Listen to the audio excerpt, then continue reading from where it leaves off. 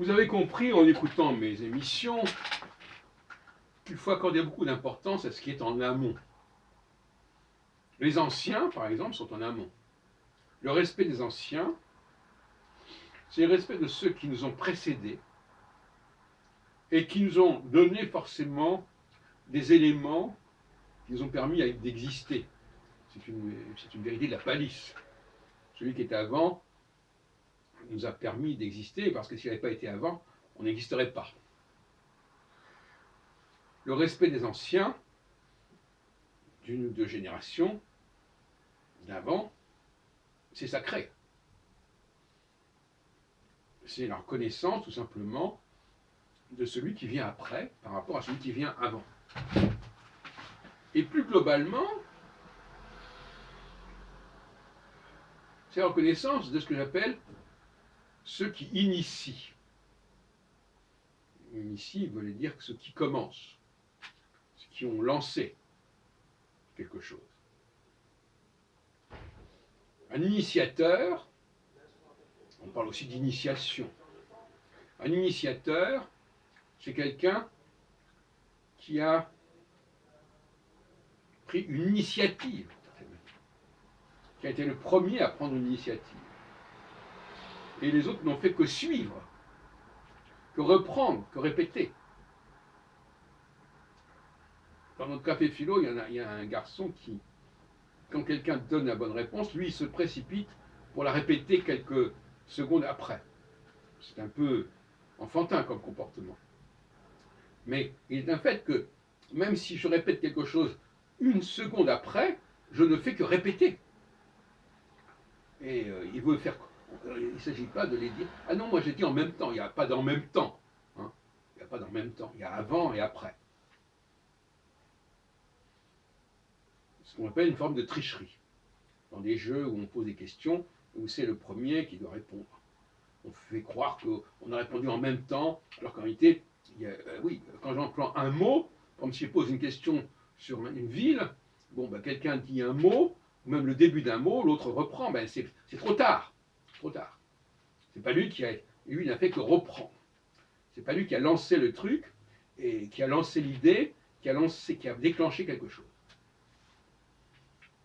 Et qu'on le veuille ou non, n'est-ce pas, dans le rapport sexuel, c'est l'homme qui initie, c'est l'homme qui déclenche. Et on aura pour raconter n'importe quoi, ça sera toujours comme ça. Et puis je voudrais parler aussi de la mission. Quelqu'un qui a reçu une mission, il a reçu une mission. L'esclave, le serviteur, il reçoit une mission. Tout en haut, on ne reçoit pas de mission, on donne des missions. À moins de parler d'une mission divine, etc. Bon. Celui qui est tout en haut, il n'a personne au-dessus de lui. Il n'y a personne qui donne une mission. Même s'il se dit, je me suis donné cette mission, c'est une façon de parler. On reçoit généralement une mission, d'ailleurs la fameuse émission, justement, Mission Impossible, c'est bien quelqu'un qui reçoit une mission, et puis on lui dit, voilà, vous faites ça, bon, vous ne le faites pas, mais de toute façon, c'est pas vous qui avez inventé la mission, c'est pas vous qui avez eu l'idée de cette mission. De même que Theresa May, eh bien, elle a reçu la mission de réaliser le Brexit, quand elle est arrivée au pouvoir. C'est pas ce qu'elle voulait. Mais en tant que femme, la notion de mission est très pertinente. C'est le devoir. Qu'est-ce que c'est que le devoir? Le devoir, c'est le serviteur qui doit faire ce qu'on lui a demandé, ce qu'on lui a dit, ce qu'on lui a ordonné. Et donc, et même celui qui transmet, il est dans la transmission. Donc finalement, nous avons des gens qui se mettent sur des rails parce qu'on leur a dit, voilà, il faut que vous fassiez ça, c'est votre mission de le faire, ils le font. On a des exemples épouvantables, évidemment, comme Eichmann, par exemple, avec la Shoah. Il dit, moi, je suis fonctionnaire, on me dit de faire ça, je le fais. Je ne suis pas responsable, puisque je fais ce qu'on m'a dit. Et les soldats, d'ailleurs, en général, quand ils tuent, donc ils le font sur ordre, ils ne sont pas responsables. Les responsables, ce sont les généraux. Donc, il y a seulement celui qui est tout en haut qui est responsable, dans l'absolu. Et ceux qui sont en dessous, ben, finalement, ils ne font qu'exécuter les ordres, voilà, qu'appliquer ce qu'on leur a dit. Pas du tout la même déontologie, c'est pas du tout la même philosophie. Et c'est comme ça qu'on distingue les uns des autres. Dans la plupart des cas, les gens font ce qu'on leur a dit de faire. Voilà. Tu fais ça là, voilà. Tu fais ceci, tu fais cela, voilà. Et puis, on te paye pour faire ça. On te paye, tu reçois une allocation, un salaire, pour faire ce qu'on t'a demandé de faire. Et même le pianiste le plus doué, c'est pas lui qui joue du Beethoven ou du Bach, c'est pas lui qui a composé ces œuvres-là. Donc il est en exécution d'une œuvre, il exécute une œuvre. Quelqu'un qui improvise sa propre musique, il n'est pas dans l'exécution. Exécuter, ça veut dire qu'il y a un modèle, voilà, on vous dit ça, voilà, l'ordre est là, la partition est là, ou le livret est là, pour un opéra, ou même. Hein, vous le faites, vous exécutez. Bon, vous le faites à votre façon, vous avez une certaine liberté d'action, mais vous faites ce qu'on vous a demandé de faire. C'est-à-dire que, bon, ça peut prendre différentes formes, mais il faut que ce soit conforme à ce qu'on vous a demandé de faire. Voilà. Donc, la plupart des gens se reconnaîtront dans cette situation. Les véritables initiateurs, c'est vraiment l'exception qui confirme la règle, et c'est forcément une minorité. C'est tout le problème de toute notre société, c'est que ce sont les moins doués qui sont la majorité. Et en même temps, on leur donne du pouvoir.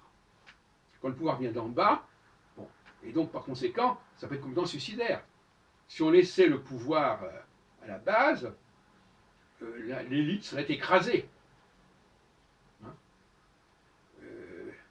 puisque, bon, comme dirait l'autre jour un représentant des Gilets jaunes, moi, je veux la même chose que l'autre. Ce qu'il a, je le veux aussi. Il parle comme un gosse. Et c'est dommage de voir un adulte parler comme un gosse. Donc, je veux ça, je veux là, je veux ça. Je ne veux pas qu'on lui enlève quelque chose, mais moi, je veux ce qu'il a. Voilà le discours que j'entendais chez un certain monsieur qui représentait les Gilets jaunes dans un débat. Donc, voilà. Il y a ceux qui... Alors, quand ce sont les initiateurs qui sont... donc, on ferme la bouche, qu'on ne laisse pas parler, on a une société qui décline. Parce que le paradoxe, c'est que pour qu'une société avance, elle ne peut le faire que par son élite. Et par une élite qui va prendre le contre-pied des habitudes existantes. Parce qu'avancer, c'est forcément remettre en question le statu quo. Or, les gens sont attachés au statu quo. Donc, à un moment donné, il faut que l'élite prenne le pouvoir, prenne l'avantage sur la base. Puisque la base, elle sera toujours très conservatrice. C'est pour ça que le terme conservateur est souvent associé à la droite. Pour moi, c'est un terme qui caractérise au contraire la gauche. La gauche, elle veut conserver, elle veut partager ce qui existe, mais l'idée de remettre en question les certitudes basiques de la petite culture générale, de la petite connaissance sémantique de base, il ne faut pas y toucher, ça, parce que ça, c'est le fondement, c'est le socle qui est le ciment du groupe en question. Or, le rôle de l'élite, c'est de créer du doute. Et donc, créer du doute, ça veut dire créer de la division. Le mot doute vient du mot, ça vient du deux. Et le peuple ne craint rien de plus que le doute, et donc que la division. Quelqu'un qui dit « Ah, mais les mots ne veulent pas dire exactement ça, il faut repenser ça, il y a une ambiguïté, c'est pas clair. » Ça, c'est très pénible pour le peuple d'entendre ça. Parce que vous le châtrez en lui disant ça, vous lui enlevez son pouvoir, ses certitudes, ses évidences. Et on est en plein dans la lutte des classes, et on n'en est pas sorti.